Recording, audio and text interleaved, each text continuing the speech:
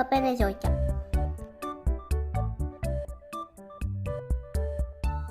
അട്ടൻ്റെ അട്ട ഇത്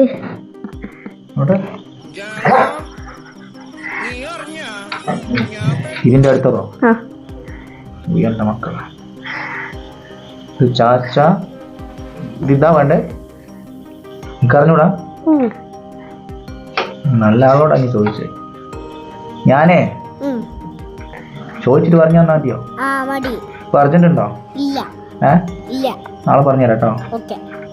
എന്നാ പഠിക്കുന്ന സമയത്ത് ഒരിയാനെ പഠിച്ചെടുത്തതാ ഈ കാക്കയും ചാച്ചയും ഒക്കെ